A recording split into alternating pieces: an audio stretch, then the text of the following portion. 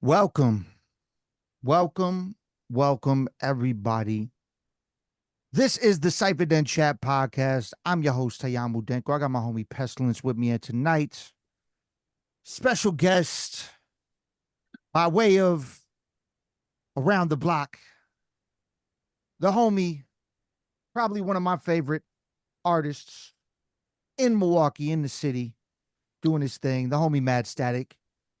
How you doing, Mad Static? How you doing this evening? Finally, Matt Static has come back. Well, not really come back. This is my first time.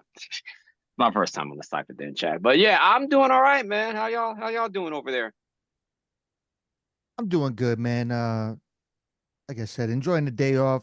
The only thing that I've been having to deal with is well, I'm on the north side. I had an Amazon package stolen Oh, that's yesterday, and so I'm going through that process of trying to get my refund bullshit back, you know what I'm saying? So right. aside from that, Nothing like the um north side. Is Nothing this like the the is this the saga continues voice spray? Voice spray? Is this from the no, no, no, fucking no. I no, I this actually is I new? actually got that. I actually You got got that. that. So this is So something new. yeah, so I had ordered um I'm planning. I don't even know if I'll get it in time now if I reorder it uh with hopes of not getting the shit stolen again. But I had ordered shit to dress up as Darth Maul to go with my daughter to the Comic-Con coming up. Ooh. Oh, yeah, And and that's and all the shit that I needed for that was stolen. Dog, I want to ugh. see you catch somebody running around as little Darth Maul in your neighborhood. There's no possible way it would be a little person because I ordered a big ass size. So there's no way it could even fit on nobody unless What it if it's was like three a little grown persons a in a grown trench man. coat? But yes. So that's the bullshit I'm dealing with. But on top of that, yesterday I finished the last recording for the Denko and the Pest album. That's Denko and Pestilence. We have a project in the works produced entirely by Jester Exodus Beats, Two Face Media, and I finished the final recording of that. I just got to do the mixing and mastering when we get that going because coming up after this next month, me and Pestilence are hitting the road. 21 days tour, Denko and the Pest, CyphaDen Combat. But yeah, but aside from that, what you got going on, Static? I was gonna say, because you mentioned somebody stealing an Amazon. I mean, hey, it's the north side, so they probably think it's a Coke. Probably think it's a Coke package or something like they got some bricks inside of a cardboard box or whatever. I mean, hey, it's the zoo for a reason. But outside of that, um, yeah, just trying to get over the residual effects of I don't know, maybe it was COVID. I'm not sure, but like 2 weeks ago, I was just completely screwed up and it definitely like it just hit me out of nowhere like I was like just sneezing or whatever and I'm like, Mm. oh, it's probably allergies. I'm gonna just leave it be. And then Tuesday comes, it gets worse. And then Wednesday, Thursday, I'm pretty much in the living room to myself and you know suffering from there. And I don't know, maybe it was COVID. I don't know. I didn't take a test. But yeah, it's just a matter of getting over that. And like this past Saturday, I was in the studio again, finishing Yeah. up this project or this next project. Me and my guy Dizzy Random, shout out to him. We're finishing that up. Gonna go back later this week and put the finishing touches on a couple songs. Um, Outside of that, it's like how many projects am I doing? Four. You got that one, and then the project I'm doing with Get Moses, and then a not so top secret project with Tron Jovi, Gorilla Okay. Ghost, That's dope. and then the tentative plans for a project involving myself and one of the hosts of this podcast here. If you ever set some time up to record, but you know that's not it's not always it's not up to me. Not up to me. It's gonna be up to the host himself. And when he has that time, we'll get that going. But yeah, man, just recording a lot of projects and then you know, doing my little hosting thing for this upcoming open mic night at Canny MKE, 810 South 5th Street. That's September 19th. We'll get into that a little bit later. But yeah, I'm a busy man. I'm a busy man. Oh, and trying to stay married as much as possible. So as long as the wife's happy, then you know I'll be completely fine. So Yeah, man. Yeah, I mean, we definitely got to get a project popping at some point in time, man.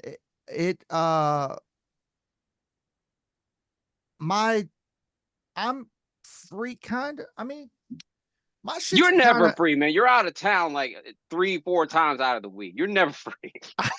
So when I catch you, it's like I gotta like find you in the street or the supermarket somewhere. Like, hey man, you got some time to record? Like, don't worry, I got you. The thing about it is, it's still on my mind though. Like, I want it to happen because I think it's long overdue and it needs to happen. We've been doing music since 2012, 2011, somewhere around there. Met at the Yep. grassroots back in the day at the Miramar. We're products of the blog era, in other words. We are definitely Yeah, products of the blog era. yeah, That's when all that stuff was going on. and we totally have made tons of music to a point where damn near, I mean, if you put it all together, we probably have a whole album worth of shit. But we need to sit down and create something new because it's just long overdue, and you know we've been talking about it, so it has to happen at some point, and it's going to, man. I just need to. I think I need to get done with this tour. I think is what needs to happen You gotta do something. because You gotta do something. my whole focus for like the last uh few months have been the tour shit, like booking the tour, putting the tour together, getting that thing established. Now I'm in the final stages to where I'm trying to make sure everybody has the flyers up. I'm getting all the event pages up and going. I had to order all my merch for the tour shit. It was just a lot of shit, man. So, yeah. So once the tour shit's done, I don't have as much shit going on.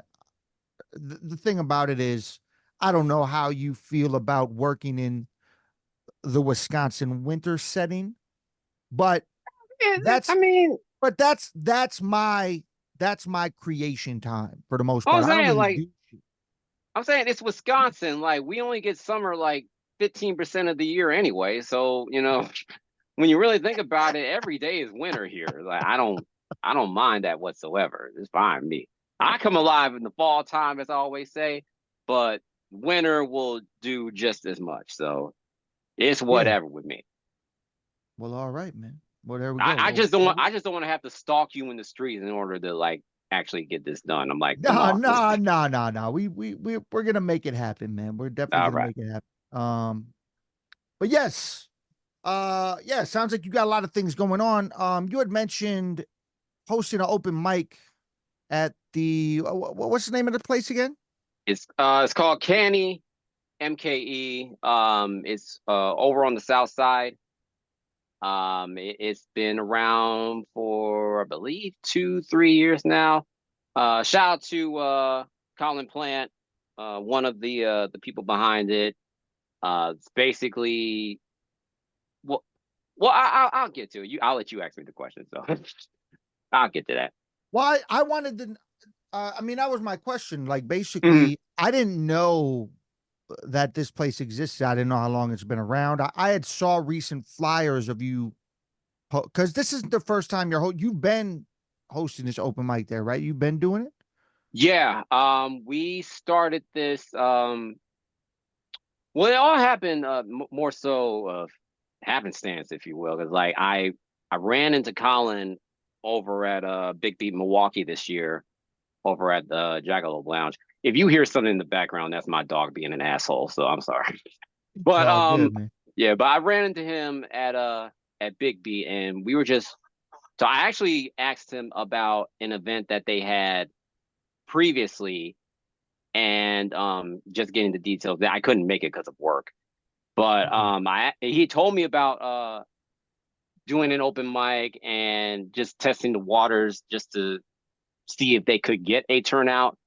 And some things worked, some didn't. And so I was like, well, hey, if you're looking for somebody to do this or to like host and bring people out, I have no problem getting involved. I just, we can work out the details.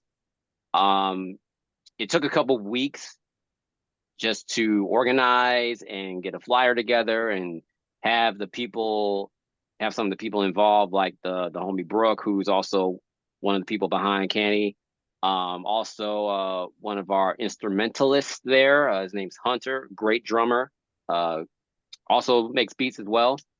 So basically, we had the first one in June, and I would like to think this was kind of a soft opening just to like see who would come out, see if people would even be interested. Because I feel like, compared to like, as you mentioned before, grassroots and stuff like that, open mics are kind of like, it's like people still do them, but not to the extent that they used to do them. It's almost like the rappers here are like, they act like they're too good for them now or whatever. And, not to throw anybody under the bus, but if you see some of their performances, you can definitely tell they can use it. But that's not the point. The point is, we got this started in June, and I mean, there was a few people that came out, but it was kind of just a very small turnout. We had the next one in July, and we did that out on the patio. And I would say we definitely had more people come out, but at the same time, it was still kind of it was more out of curiosity rather than, oh, we actually want to come out and maybe do a little thing, maybe whether it's rapping or we're singing or whatever. So it was more so out of like people were just there just to see what's going on behind here and then go about our business. And then our last one back in August and everything, I think, and this is regardless of the weather or whatever, but I think this was pretty much our biggest turnout. Yeah, we had the whole entire bar just, packed. And we to the point where like I kind of had to give rules on how long you could perform and how many songs you could do, just because we had the whole list pretty much filled to the max and everything. So, and we usually do like a little open jam session, and we couldn't even do that this time around, just because the list was just full as all hell. And so I'm like, all right, now we got something. Let's see how further we can take it. And so I want this one to be even bigger than the last one, even with the colder temperatures, even with, whether or not we do it on the patio or inside and whatnot. But, and there's been people asking me nonstop, like, oh, what's going on with this open mic? Or when's the next one? I'm like, it's on this date, but I can't make you come out. You got to want to come out. So, yeah. So this is me spreading awareness. Hey, if you rap, you sing, you poetry, or you just want to talk shit or whatever, just come on out. Come on out, be part of our lives, It's free to perform. How can you turn that down? This ain't no pay to play shit like at the rave back in the day. No. Yeah. Not we know the vibes with that. So hey. Yeah, man. I definitely think well, I'm glad that the August one was dope. And hopefully it just keeps getting doper from here because Milwaukee needs that. Hmm. I think Milwaukee definitely needs a consistent platform. I tried to do it a while back with the Bar Works series. I mean, that was some years ago now, back Right. when it was easier to book the Cactus Club, and now it's like they book so far out, it's hard to even orchestrate anything there nowadays. Yeah, there's always something going on, no matter what day it is or when it is. There's always something going on. So Yeah. Well, that's dope, man. I'm glad people are coming out for that. Uh, I always wanted to have you on because we're both from the city. We both express our opinions about things at times. Uh, you piss know, people off. without even having to say names, but basically the overall general thing of is you know, I'll give you an example. I remember back in the day, after I believe it was a grassroots maybe, and we were hanging out and we had a random conversation about how more people need to let people know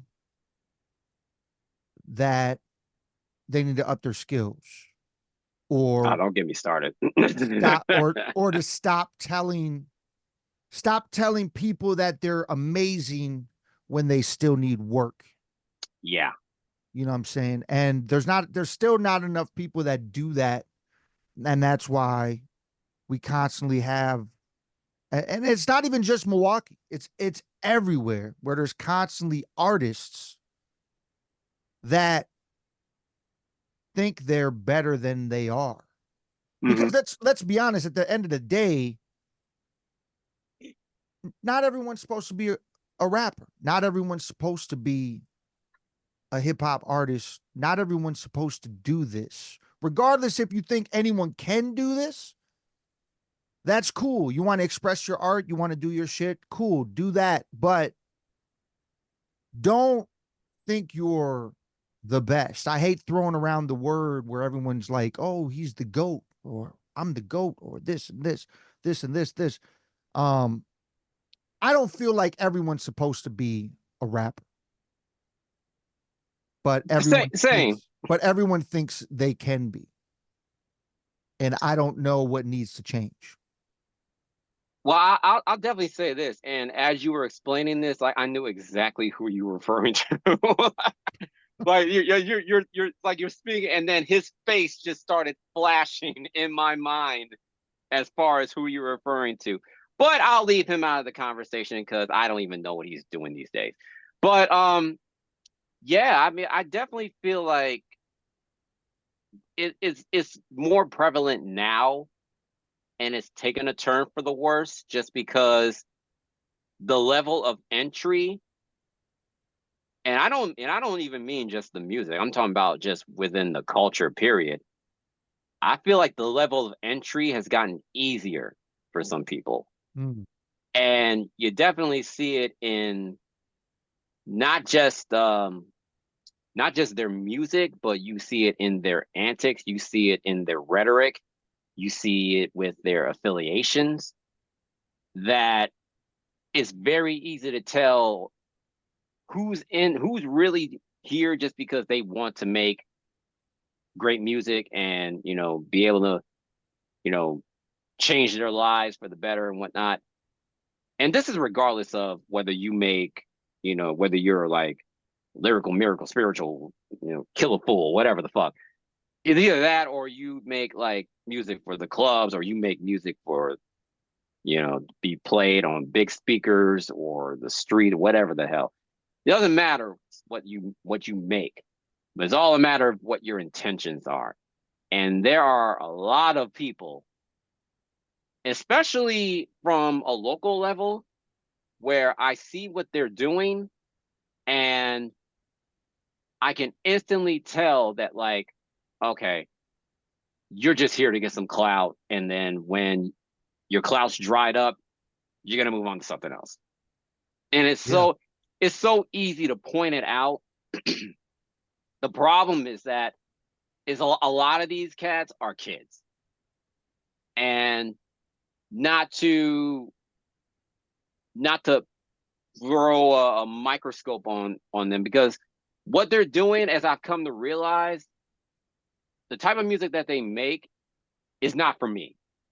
It's not for me. They're not making it for me. They're not trying to have me understand. And that is perfectly fine. But at the end of the day, whether you're younger than me or you're the same age or you're even older than that, I just want to see you actually give a fuck. And Yeah. I feel, and that's the problem. I feel like there's a lot of cats out there that just don't give a fuck anymore, because people don't have to try anymore. Like, you can literally just rap the Pledge of Allegiance and you're gonna get like 100,000 streams on Spotify the next day. So I mean, hey, I mean, I'm all for. I mean, hey, get your money. I respect the hustle, but at the end of the day, it's like you kind of got to look at it as far as like, all right, what's the cost of it? Yeah. At what cost are we just allowing anything to get through the door, and feel like we got to keep our mouth shut just because, like, oh, we're older or we're not the demographic or anything like that. I mean, I don't care who you are. If I think your shit sucks, I'm gonna say something about it. You can either get better, or you can either be like, hey, well, you know what? Maybe I just need to put a bow on it and, go to, photography or whatever the fuck. Or whatever. I made a post a long time ago, and it's still a question that I would even ask the younger generation today is what are you doing it for? Are you Right. doing it for the art because you enjoy creating the art form, like the culture itself? Are you doing it just for fame and money? Right. Or are you doing it just because you feel cool, like to be a part of the lifestyle, to where like you want to be the popular kid and you think that being a rapper nowadays is gonna give you that? Like that's the thing. I've asked that question in the past, and I've had a lot of people, a majority of them just do it for the fame and the lifestyle.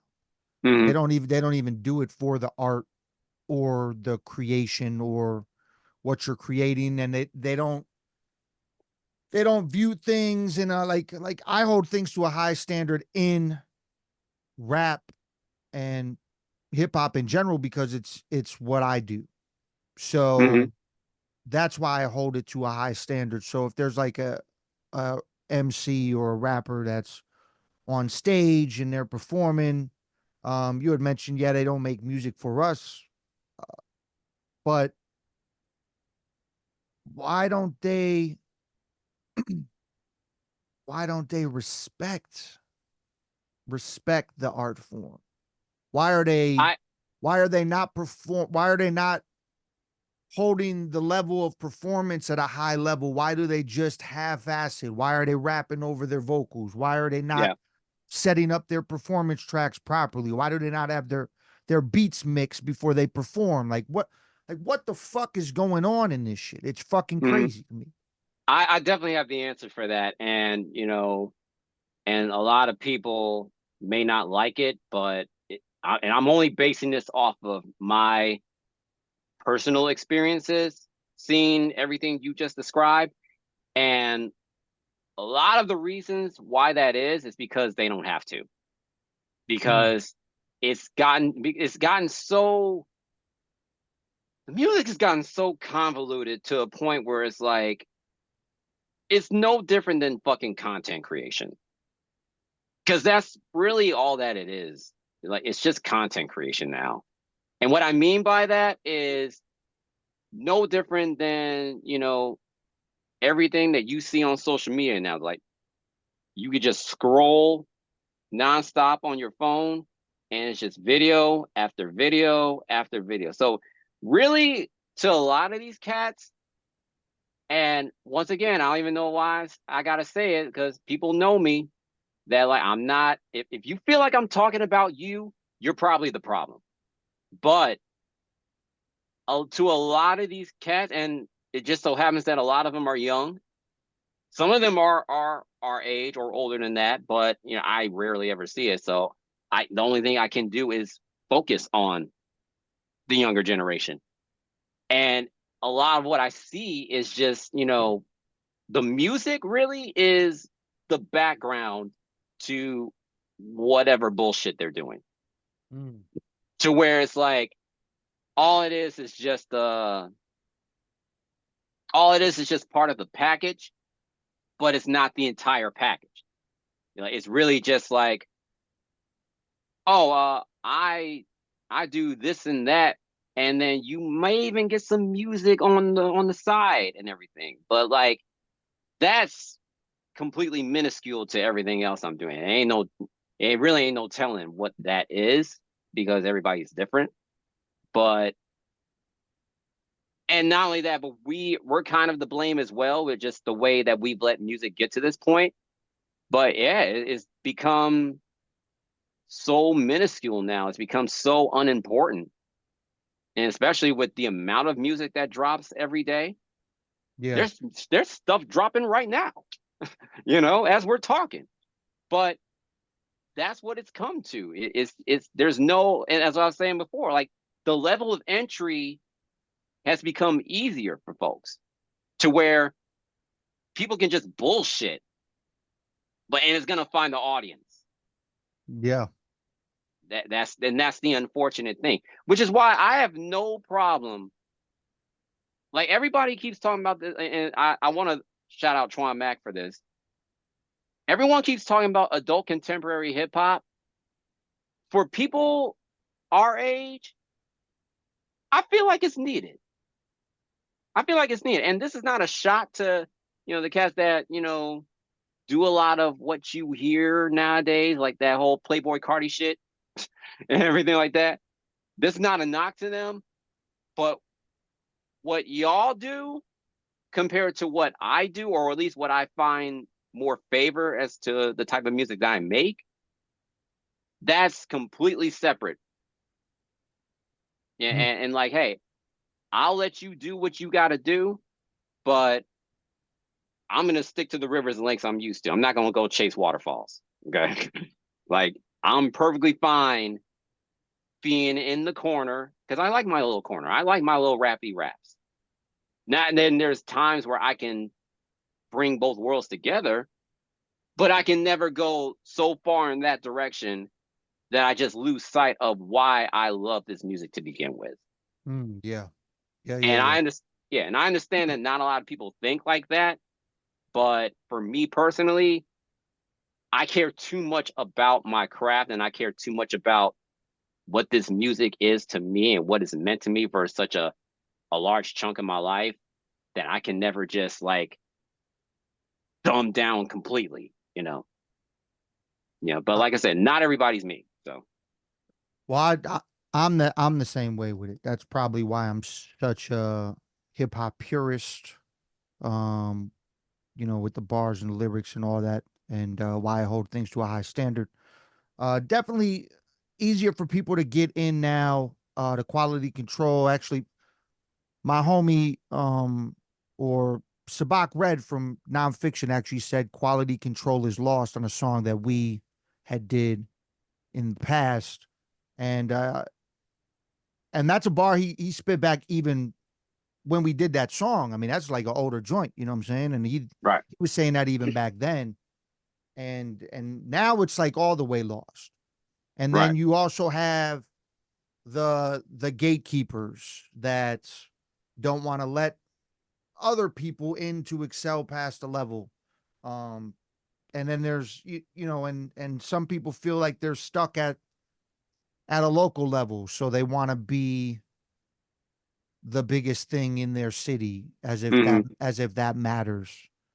It doesn't matter. And It, I it just had this conversation with somebody. Like it so doesn't fucking matter, because like honestly though, and this is more so with just the way that things are broken down now, especially when it comes to like how music is distributed versus, you know, how much we get paid, if we get paid at all, and how to obtain fans and how to keep them around instead of just gaining passive listeners, and which is why I don't even pay attention that much to the Spotify listeners because it's such bullshit. You know, like and because like I mean, don't get me wrong, if it stays at a certain amount, they're like, oh, then that must tell me that they're clearly listening. But a lot of the times it's mainly just people that are just creeping in, see what you're about, and if you're not keeping their attention, then they're just going to move on to something else.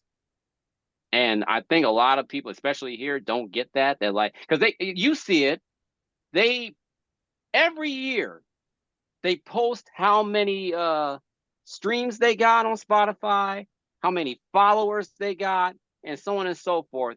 And every single time, I don't say it to them, but every time I see it, I'm just like, what the fuck is wrong with you? And especially now that where it's like, you don't even get paid unless you make a certain amount of streams annually. So if you haven't made that at all, you're fucked. And even with that, even with all that and everything, the amount that you get, the payout for it is just so small that it's like, yeah, we're basically doing this shit for free. And if that's Yeah. your vibe, it's your vibe. But it's like something's got to give at this point. Yeah. I mean, I've said it. I mean, I've even announced it like before I do the joint that's on the album with the million stream shit.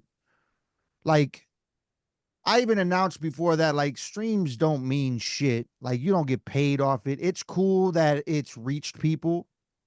That's cool. Like, constantly putting out shit is cool if it constantly reaches people, but you ain't making nothing off it. And that's why I think a lot of these people, they just put out singles.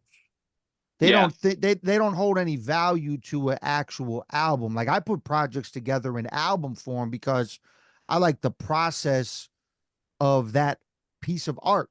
You know what I'm saying? Mhm. Like, I'm still a physical art person, and that's the other thing. Like, a lot of these people don't even know the concept of uh, of having a physical album, of having a physical project, of having art. Like, if you're a touring artist, especially, I mean, I've been touring since 2016 now, and if you're a touring artist and you're able to do it, why why the fuck are people trying to tour and they don't even have a record? They don't even have a piece of merch. They don't have anything. Like, there's no reason for you to tour. You could just stay at home and keep doing what you're doing. Like, you don't need to tour if you ain't got nothing to tour for. Right. And then on top of that is mainly people. Well, that's just a matter of this playlist driven culture we're in. And because like a lot of people they only do singles just to get on playlists. And 9 times out of 10, it doesn't really work like that anyway. Yeah. But yeah, like I mean, and I've been having conflicts with this for a while now, especially like, you know, after the pandemic and everything like that. It's like, all right, well, what's beneficial for me? Do I just put singles out nonstop, or do I just do EPs, or do I do this, that before putting out an album? I mean, I can like as easy as it is just to have a song that people fuck with and everything, but it's like for me, coming from that era of like full length bodies of work, regardless if it's an album or a mixtape or whatever, it's like I've always wanted to have just that body of work that lets the listener know, like, this is who I am, this is my story. You're either gonna fuck with it or you're not. And if you do, thank you for coming along this journey and this ride. If you're not with it, then fuck you, move on to something else. But for me, it's like I gotta have that album, and I feel like I'm getting there, even with like the bodies of work I put out already, full length. I mean, I feel like I'm getting there, but it's like I want to have one of them ones. I want to have that definitive Mad Static album, and it's just a matter of getting with the right people, both of us being on the same page, and just going from there. And which I feel like I'm getting with Dizzy right now, and where I hope to continue that going with everybody else that I'm working with. Is for me, like I can't just do the single thing. I can't just do the EP thing, because like that's kind of defeating the purpose of why I'm doing this anyway. I feel it. I feel it. Pestilence, you got something? Fuck, man. I've just been fucking. I know. Chilling, I bro. know. I had Yeah, to. he's just been been chilling in the Dude, I got background. a fucking. I had to bring you out of the cut, man. Got one of these, dog. The Oh. fucking hunt is over, son. Ah, The fucking hunt is over, son. After fucking 30 stores in 10 cities, we finally have a fucking Ouija board. Jesus Christ. we were looking for a Ouija board like the whole I'm hitting time that we were in Jeopardy Upper store. Michigan, because we were we have a song that we're doing called Ouija, produced by Snow Goons, and shout out. and we have to do a video for it. So we've been on this search for this fucking Ouija board, and we couldn't find it nowhere. But now that the Halloween stores are open, apparently, Yeah. the fucking The Halloween store in Marquette, bro. We were there the day before they opened. yeah. You Oh, could wow. see through the glass. It was like they're right there. Yeah, They're like right ripping. there. They're like ripping down the blockage on the windows. Right. They're like, you can't come in yet. It's not till tomorrow. We're like, well, we're leaving tomorrow. It's probably changed now. I mean, if there's pumpkin spice around, then chances are the Halloween stores are open. Like that's just how fall works. Like if there's pumpkin spice, then there's a Halloween store open right down the block. So, if I go to Bayshore tomorrow, I'm sure that bitch is going to be open soon. So shout out to the Bayshore community. So They're open. They're open now, and they have a lot more cool stuff there. I'm glad I ran into somebody who could ask where the boards were, because everything there gets marked up beyond belief, man. The Halloween store, that's a prime example of a good jukes, dude. Because I saw the Chucky sweater, right? And I was like, man, I would wear a Chucky sweater, like the good guy sweater. I'm like, that'd be nice to have.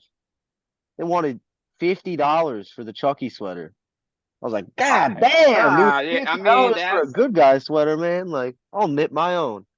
Thank you very much. I'll knit my own. Sure you can find one like I know that there's a Goodwill around somewhere that it's just gonna be laying around, and then boom, that's the gift there. That's the I'm able to cop that, and just knitting one, making one from scratch like that, I think would be a lot more beneficial than spending $50 on a joint you only gonna wear once, No, and I would wear it. I would wear it right consistently. I wouldn't get it just for Halloween. It was like I would just wear this the all-purpose Chucky sweater. The all-purpose Chucky sweater, yeah. And they had okay, so they were really they leaned into Chucky pretty hard, and then the Beetlejuice, like their Halloween stores are mad excited that Beetlejuice is back, baby. Oh, I bet. That Beetlejuice merch is everywhere, dude. They got Beetlejuice all up in that motherfucker. Shit, they got Beetlejuice parties going on. There's all types of crazy shit. They had a Beetlejuice Ouija board, bro. That was one of the options, was a Beetlejuice Ouija board, and I was like, I gotta get the classic joint, but god damn. That's what I was afraid of. They are Barbieing the shit out of this, this Beetlejuice sequel, man. That's what it better be amazing. It better be amazing. Because and in movies today, a lot of shit ain't hitting. Like I've always said, for me, movies, they just gotta be entertaining for me. That's all they gotta be. They don't have to. I'm not a crazy movie critic. We used to do a movie breakdown podcast a while back. Pick apart the flick. right? Is Yeah. that what it was called? Pestilence? Yes, it was. Yeah, pick apart Yeah, the so flick. so we used to break down movies. It was cool. It was fun doing it. But I'm in no way. I'm not the Simon Cowell of the fucking movie breakdown. Like that's like I'm not that dude. I'm like chilling. Like I if don't the know. show, We were all Simon Cowell for that fucking Teen Wolf joint, bro. yeah, no. I'm, But that was a I'm not. terrible fucking movie though. That's I'm not. I'm not the Gordon Ramsay of the movie world. That movie got panned. I'm just saying Teen Wolf was the movie, the newest Teen Wolf movie is god awful. Like There's a It's anyone new one that of the one. think worst movies I've ever seen. It's anyone one of so the it's worst. so you know that there's a Teen Wolf show, right? Yeah, You knew yeah. that? Oh, So that one. there's a Oh, movie based off that show and it's fucking terrible. I heard. You know what? You know how I knew this? I watched the because I've been off that. I actually did watch the show, and like the first 3 seasons, I was like, you know what? This is kind of hokey. This is kind of CW-ish, but I fucks with it. It's something to pass the time. And then it got even more ridiculous, and I was like, all right, I need to just get off this. And then I found out that there was a movie. I wasn't gonna watch it just because I haven't watched anything MTV related outside of the challenge for years. And then I saw a Double Toast. Have you guys heard of Double Toasted? No. It's a YouTube channel. They review movies and shows and stuff like that. But they actually did a review on the Teen Wolf movie, and yeah, it was not the most positive, It or was even bad. It was it was real very. bad. But but They were. but that's I but think they that's did the a thing. bad. They did a movie roast on that shit, and I was like, hey, you know what? Based off what I already know about the show, this kind of checks out. So I Yeah, don't have no purpose on seeing it.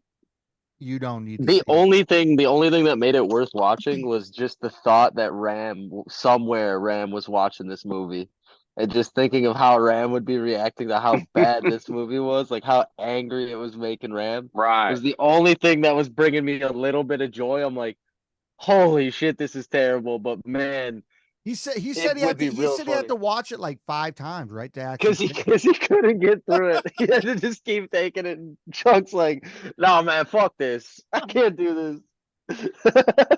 It's so bad. It's Sitting in It so his was panic bad, dude. room. everything about it was bad. Everything. It was like they went out of their way to try to make the worst, most cringy looking movie. The acting was terrible. The effects were terrible. The plot was horrible. It made no sense at all.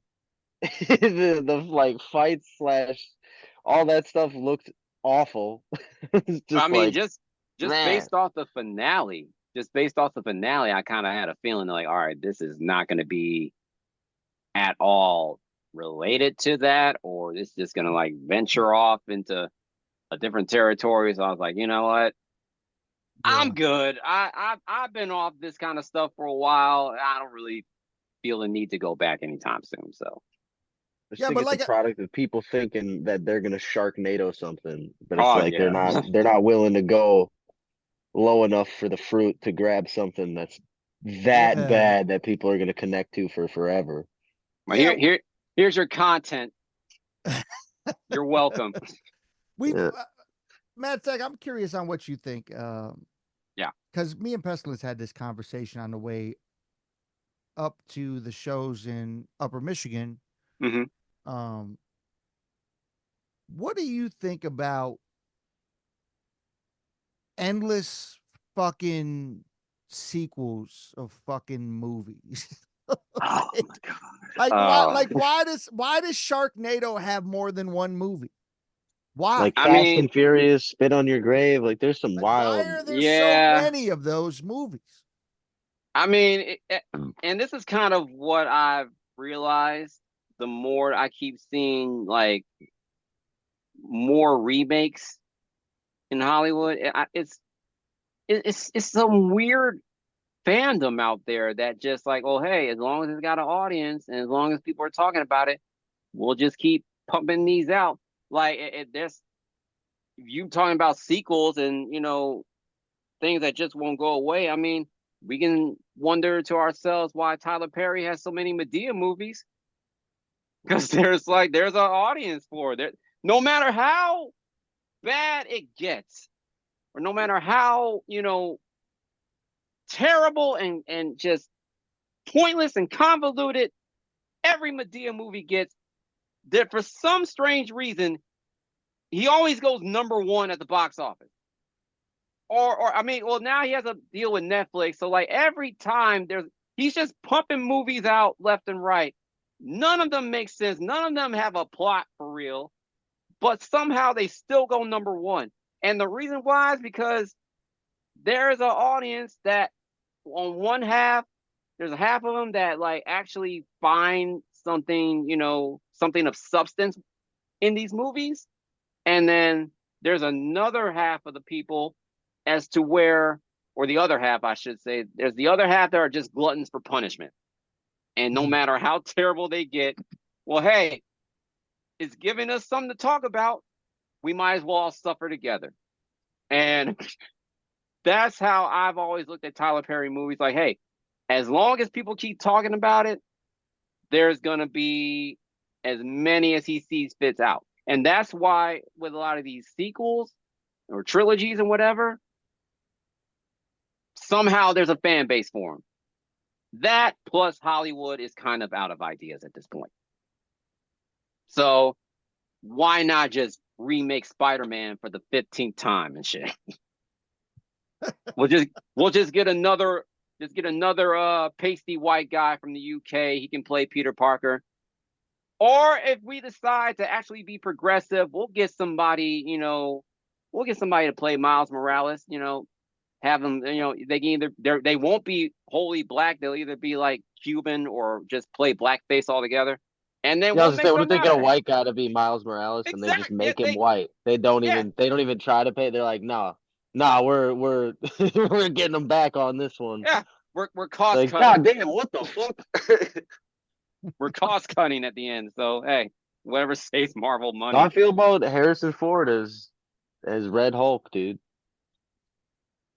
Yeah, Harrison Ford. I actually forgot that he still acts. As a matter of fact, he's on this show on Apple TV that I guess is critically acclaimed or whatever. I mean, I'll watch it, but like at some point, you just got to know when to hang it up. At some point, He should you have just got hung to him be up like, immediately. He was never good at acting. Yeah, like the wrinkles are starting to form more now. The more you got more grays than me. At some point, your body's just gonna break down. It's like, all right, I think it's time to put the hat up, Indiana Jones. Your time is done. So and that's the thing. I think it goes hand in hand with like if you can't, well, I don't know. I mean, does it go hand in hand with like hip hop shit? Because I feel like I could be rhyming for a long time. You know what I'm saying? But as far as like actors, Harrison Ford fucking raps over his vocals for sure. I know you do not like Harrison Ford at all. I understand it. We've had this conversation as well. I understand. But then there's some actors that knew it was getting to that time. They didn't know what kind of roles they would have going forward, and they just hung it up either because they were done with it or whatever. Like Jack Nicholson, for example. Right. I mean, he just stopped acting, and he was like in tons of amazing movies leading up to that point. You know what I'm saying? But like, does it become? There's times when I do strings of shows where now I've had to go out and find remedies to make sure that my voice can hold up being older. Right. If it ever gets to a point to where I can't physically perform, I'm not saying I'm going to walk away from hip hop altogether, but I mean, I'll probably be done with live performing at that point because I refuse to be the guy that goes on stage and plays his backing track because I can't physically do it. You know what I'm saying? Yeah. I'll say this for me. I am highly surprised that I'm at the age that I am. I'm 38 going on 39. I can't even believe I'm saying that. But like I'm surprised that I'm at the age that I am and I'm still able to perform at the level that I perform. And I think a lot of that just comes down to, for one, just honing my craft. Another thing is like not, well, I won't say like I'm like super healthy, but like I'll say that I'm definitely at a good enough state, especially like, this is non-alcoholic here. I like cutting drinking and shit like that definitely helps in the long Yeah. run. Yeah. And for me it was like I see what people do, and like they'll either get like crazy high or they'll like have 3 4 beers or whatever the fuck. And I mean that's all well and good, but like then it starts to show in your performance. And we've seen this. You have absolutely no idea what you're doing on stage. You're either too drunk to stand straight, or you're so blitzed out of your mind that you forget the words, you forget the lyrics and everything. So being able to cut out those bad habits definitely help. Yeah. Not only that, but I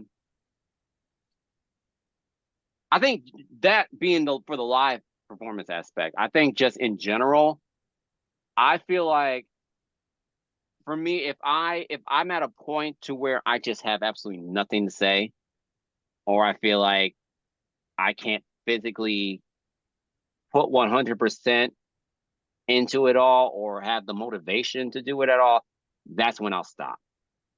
Because I think that's really an issue, and that's how a lot of this adult contemporary hip hop shit kind of came about or whatever. Because there's a lot of people that, and they're young, but there's a lot of people that I don't know why we're the only genre of music that puts an age cap on how like you if you're this old, then you can't do music anymore. Or if say if you're like in your 40s or whatever like that, then that's when you need to hang it up. But in contrast to that, and I don't know if you would agree or not.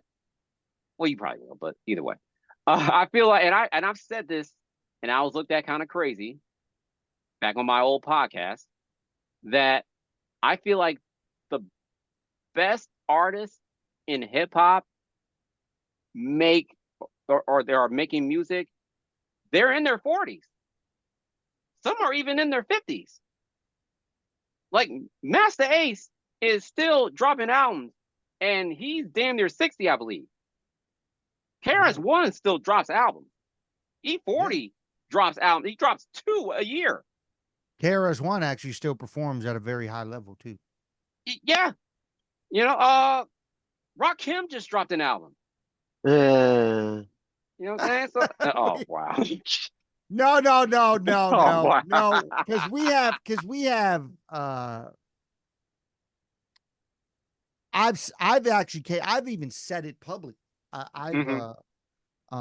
That's not the Rakim album I wanted. Oh, this new one? I didn't want Correct. a feature packed Rakim album. That's not what I wanted Yeah, I can see that. after 20 years. Right.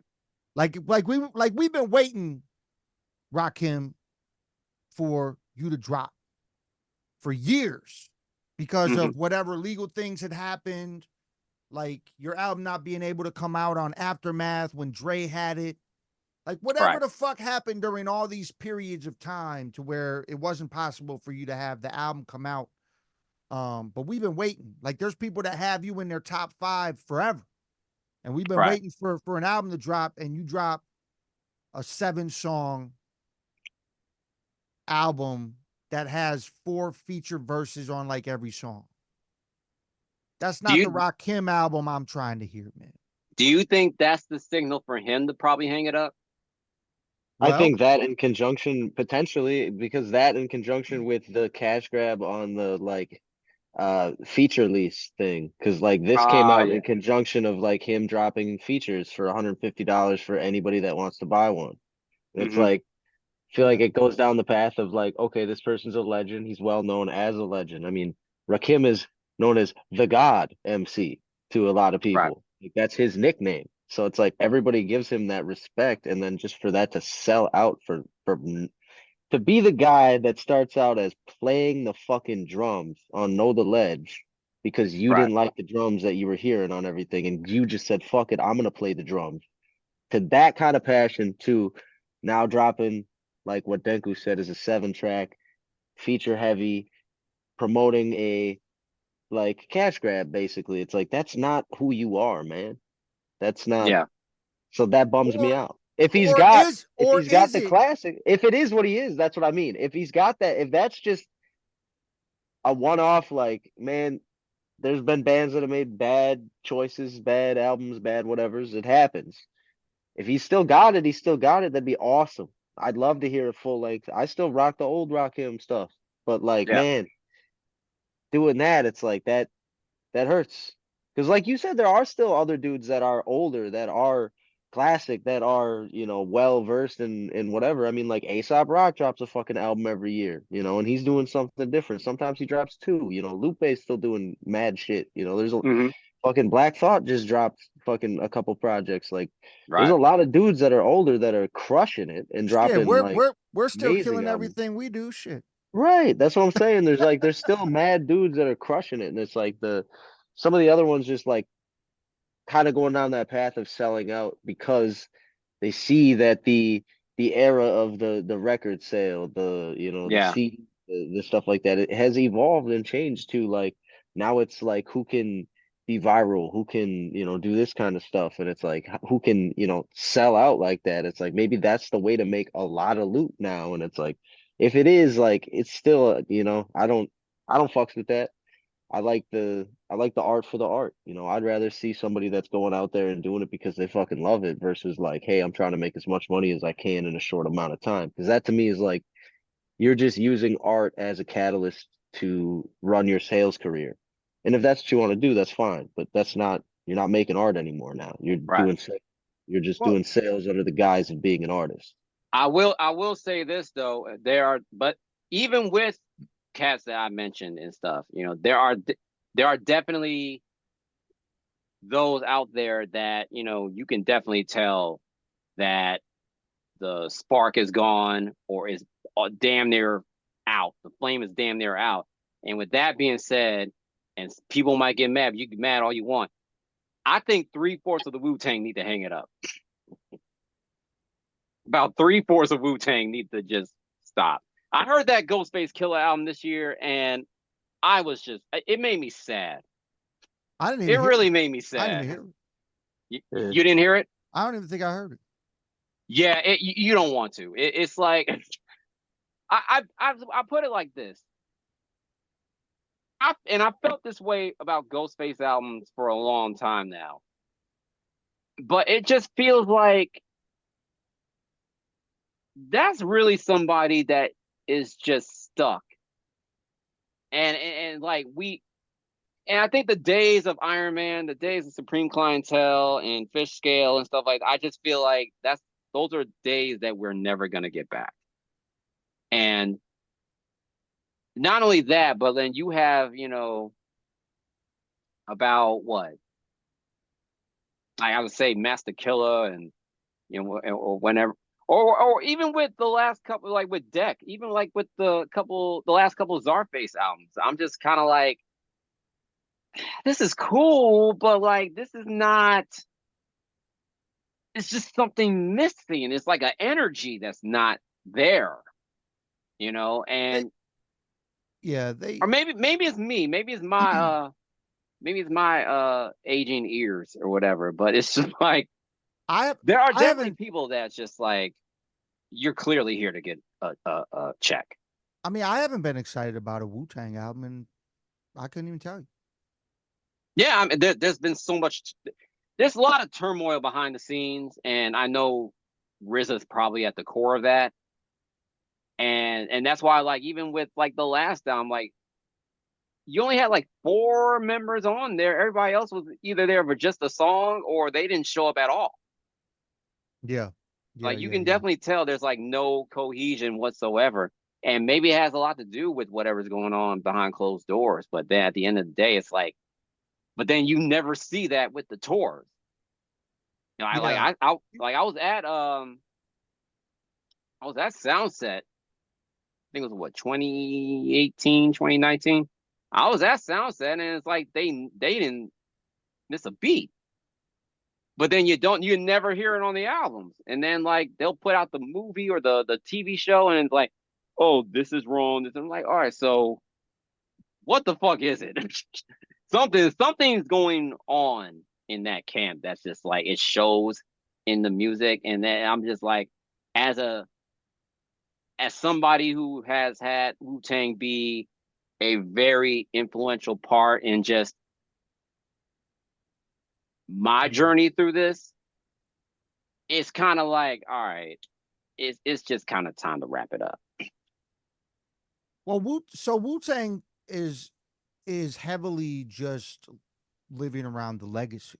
People are going to come to see Wu-Tang because they're Yeah. a worldwide legacy now.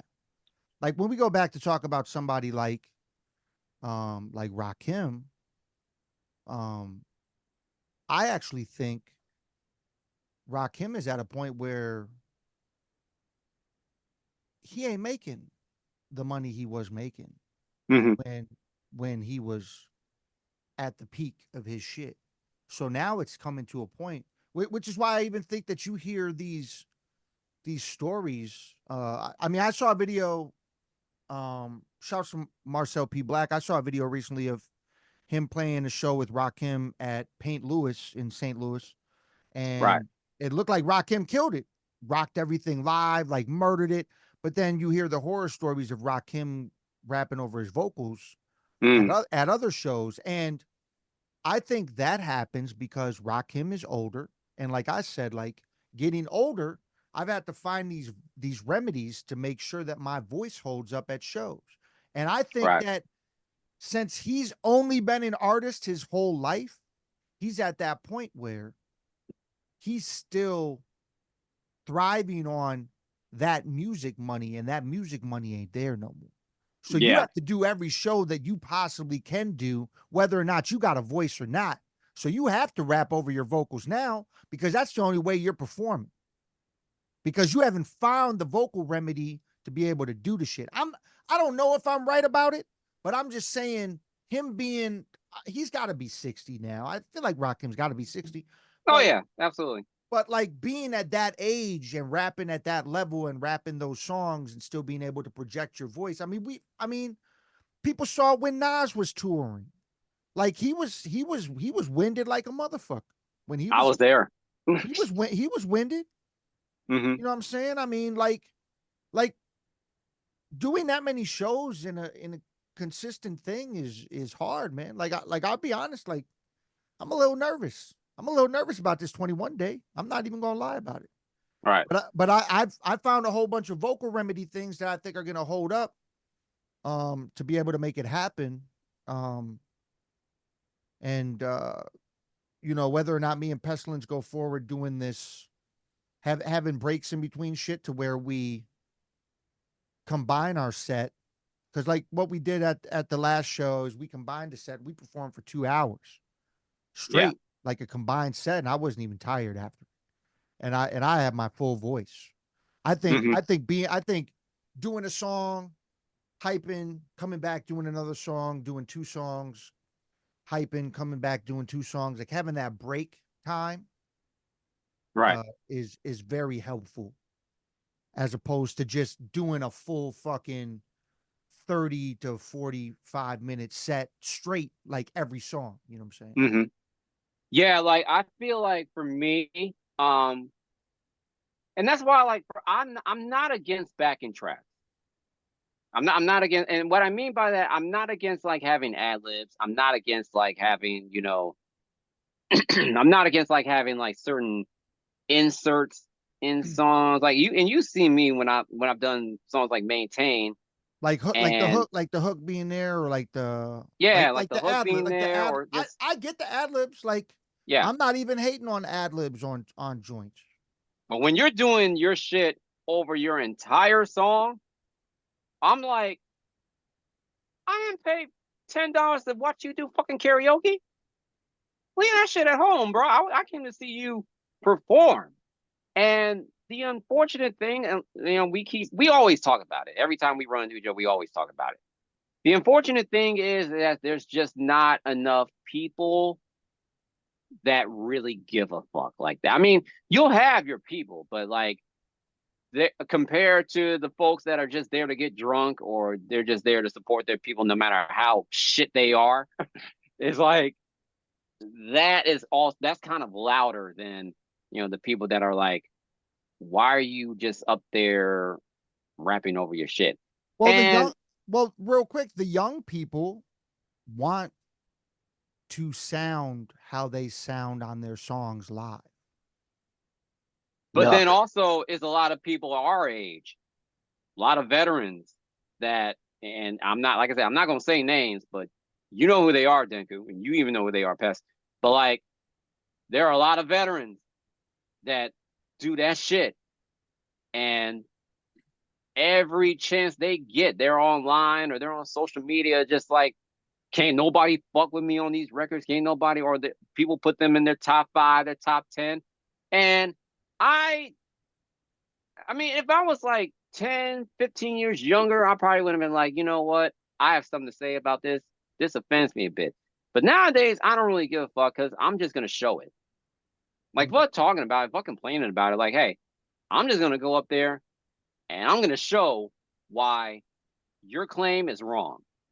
Because you can say all the shit you want. You can be all like, oh, yeah, I'm top, I'm this, that, and the third. But I'll tell you what, when it comes to this here, when the chips are down, you're not going to out rap me and you're not going to outperform me.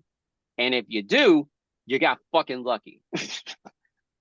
And that's just, that's just like how I choose to be competitive now and more of just like showing and proving and not really having to say anything.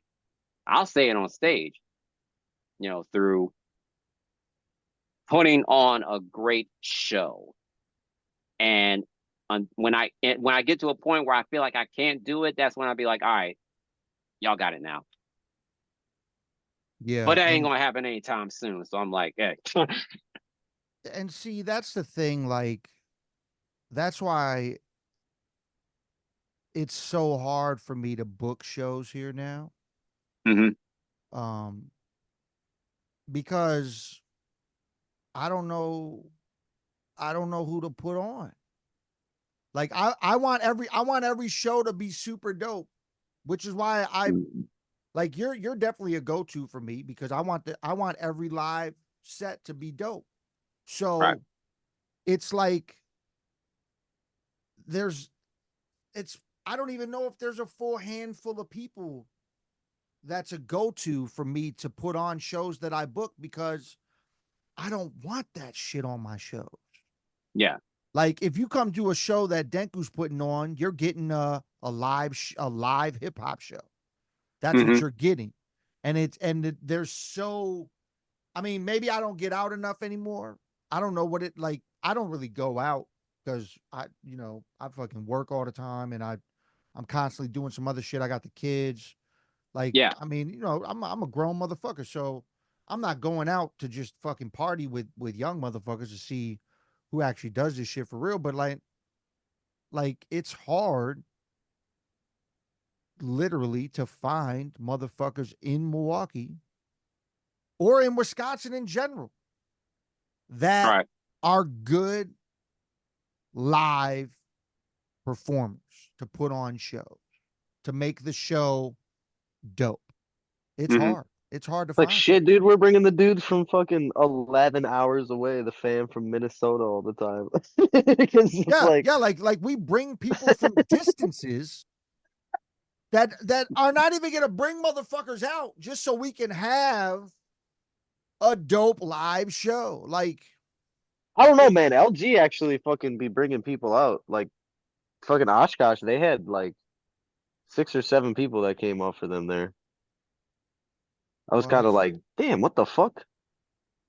which is dope. Yeah, yeah. I think a lot. There's something with that, and a lot of that has to do with like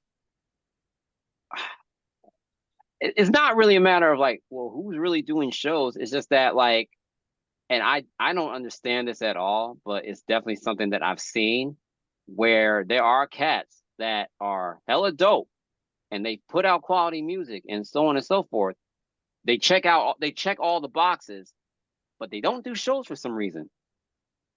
Or like they'll do one like every now and then or whatever. And depending on the right price, I guess you can say.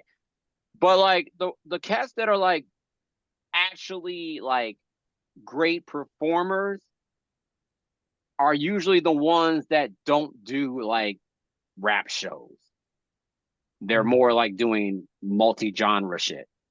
So it's like you'll see like two rappers and then you'll have a jam band in between that, or you'll have a DJ, or you'll have like some type of opera singer in the middle. It's like I don't know. Like I guess like the stigma of doing rap shows for some of these guys is almost like they feel like they're beneath or that's beneath them, Mm. or it definitely comes from a pretentious mindset or like, oh, I'm not a rapper, I'm a artist. And I'm like, fuck you. If you make words rhyme in a rhythmic fashion, you're a rapper. I don't care what, if you're not, and especially if you're not putting melody in it. You are a rapper at the end of the day. Embrace it and own it. Stop trying to make things more than what it is because a lot of 9 times out of 10, we're going to hear that or we're going to see it and we're going to say it's bullshit. Yeah. Yeah. Yeah. Yeah. There's so many names. I wish I could throw a name, but I'm not going to be petty. Yeah. I know. I mean, So many people that do this here, yeah. I mean, we've been talking about it for years, man. Yeah.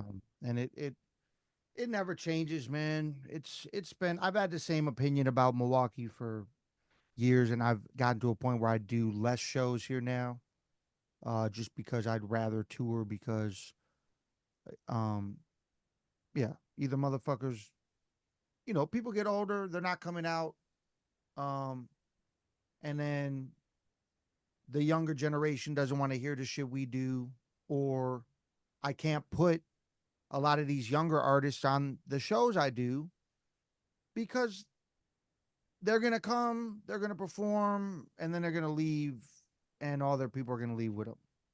Like no I one. don't get that at all, but like, and it also, this is kind of why we created something like this. I mean, it's appearing backwards on my end, but hey, you know what it is.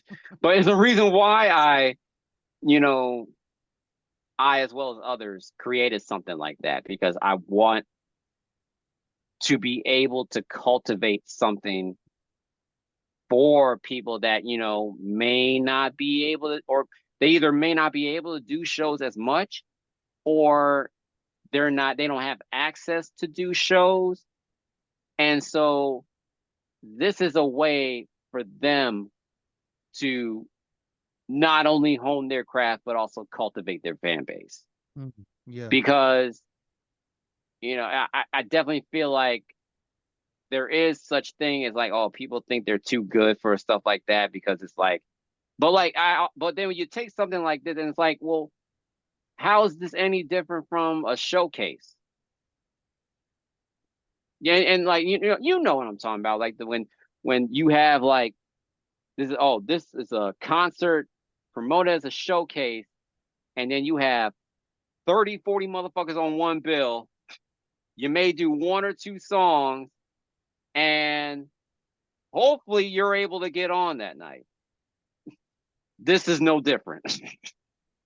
Except I don't know. I don't know where the stigma comes from, but it's like this is where I kind of just want to like, hey, I don't care what you do. I don't care what style of music you make. I don't care, what your background is.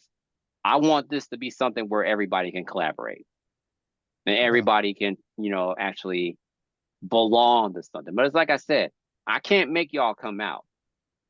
You either take your shit seriously or you don't. And if you don't, you know, by all means, it's your music. Do whatever you want to do, but don't waste my fucking time.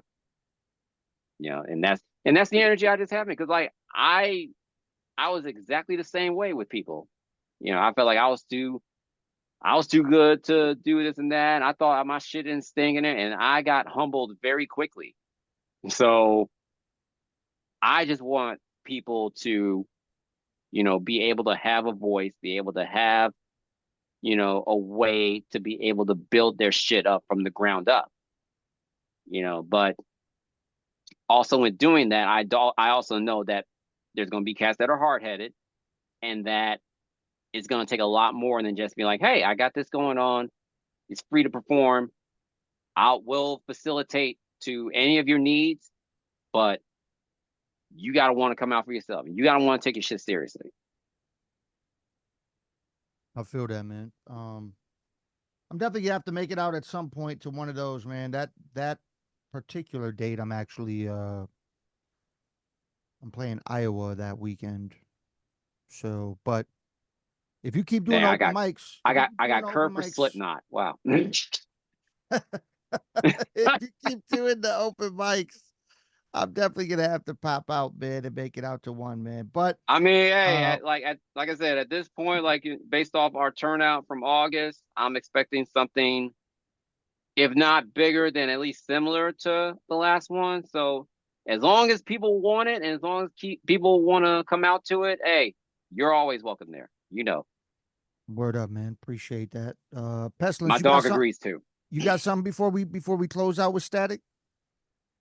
Yeah.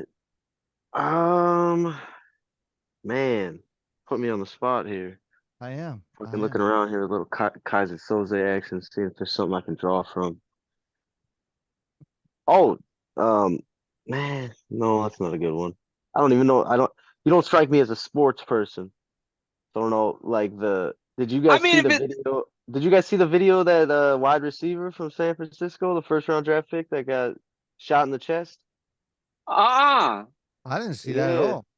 yeah, their first round draft pick, the wide receiver, he got shot in the chest. I think it was like it was an altercation, like somebody was trying to rob somebody, and he wrestled the gun from the guy, and they both got shot. This And just he's in happened. the This just happened. like 2 days ago, 3 days ago maybe. oh, because Yeah, I feel like I heard something similar about that, but you know, like I said, like that, I sometimes get my stories mixed up and everything. But yeah, I didn't know about that at all. yeah, it was This was a first round draft pick, you said? first round draft pick, and it looked like it was a nice neighborhood. It didn't look like he was in like a sketchy area or something. Like in a, usually you hear that story, you think it's like, okay, this is a dude that was like out late. People were Wrong place, wrong drinking, wrong time type shit. place, bad neighborhood, something like Yeah. that. Or in a very, but it didn't seem like that was the case at all. So it's Oh, like so it's a wait, so weird. hold on, so hold on. I'm looking it up. So he didn't die though. No, he did not die. Ricky Pers Perso? Is that the one you're talking about? Yes, that's the one. So I guess he just got out of the hospital, and yeah, it was he was shot during an attempted robbery. Mm. Yep. Year-old suspect, and he was in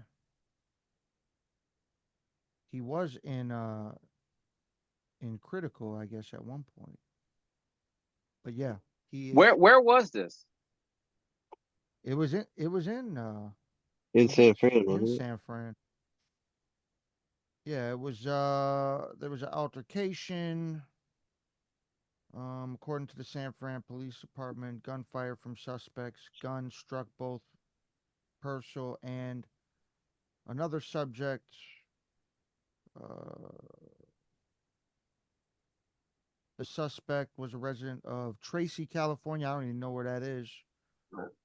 It was taken into custody after attempting to run away. But yeah, it looks like It actually says it's unclear how many times Purcell was shot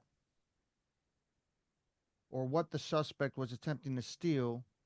Police are still looking at video footage to figure it all out, but he is recovering and he is out of the hospital.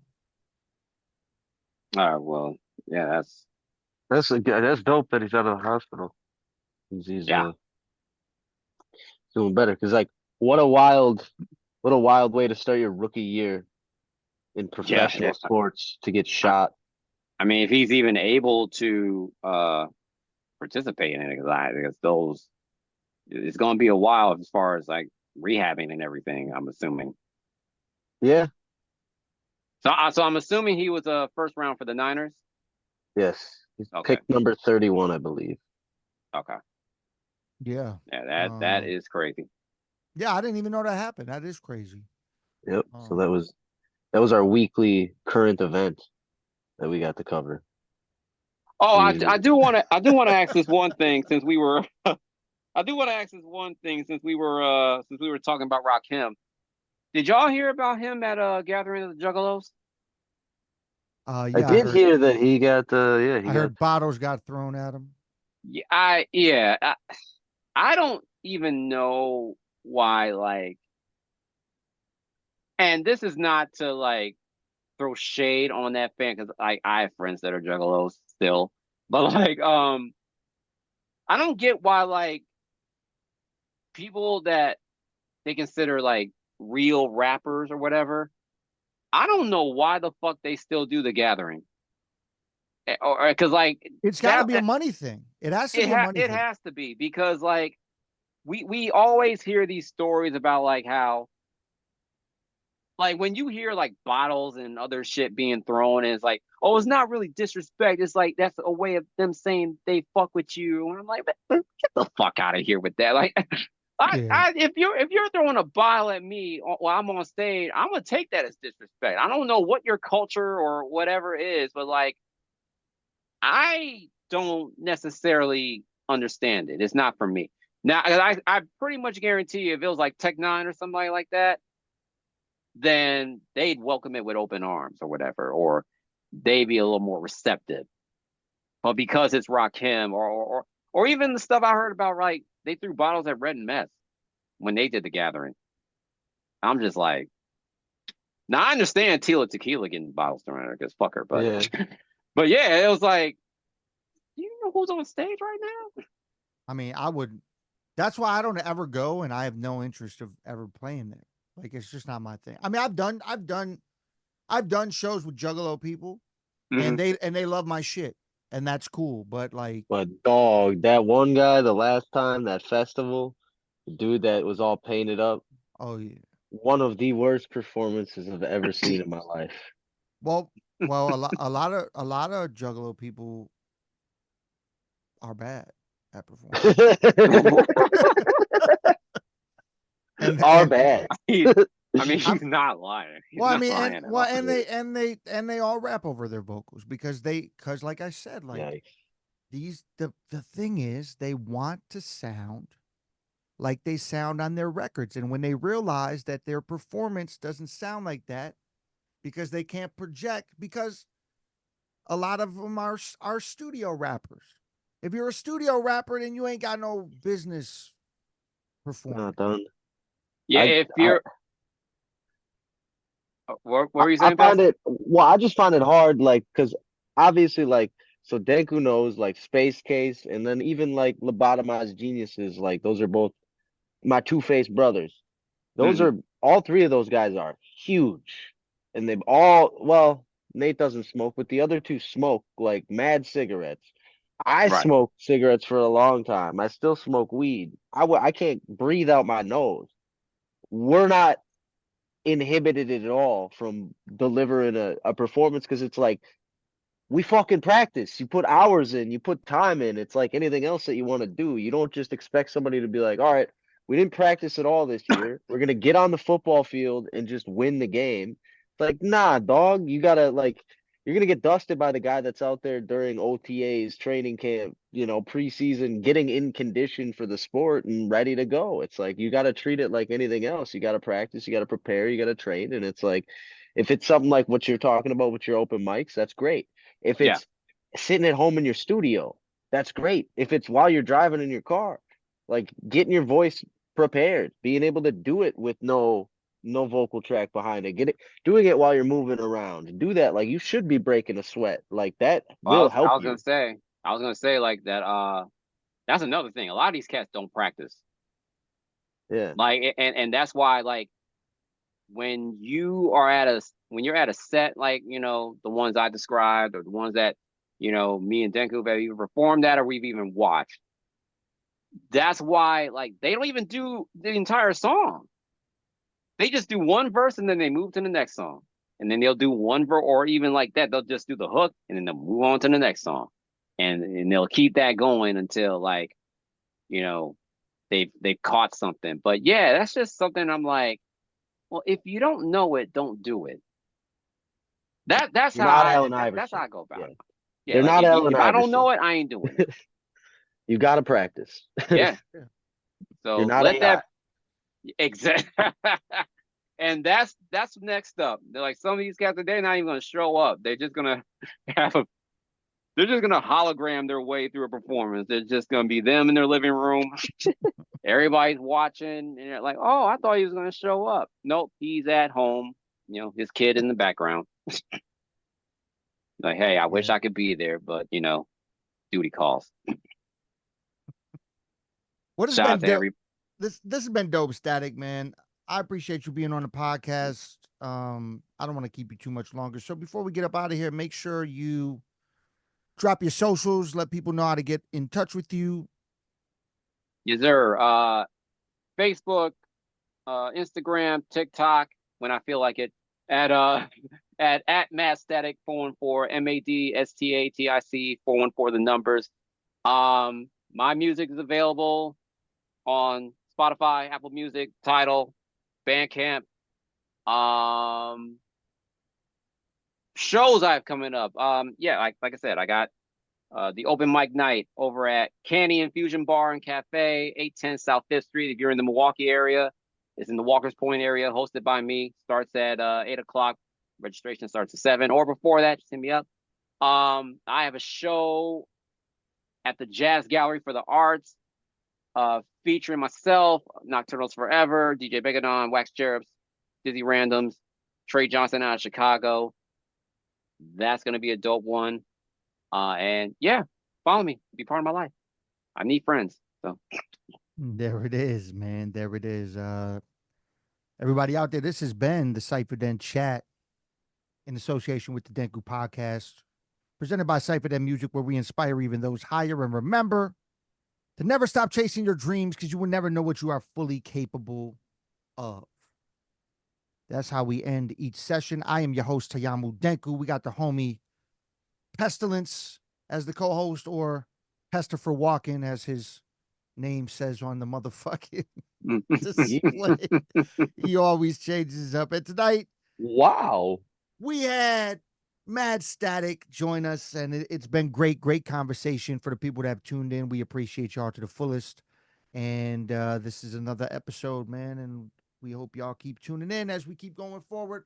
Mad Static, appreciate you one more time, man. Peace until I see you next time, brother. Thank you for having me. I'll see y'all next time. Static is spoken. Peace. Peace, y'all.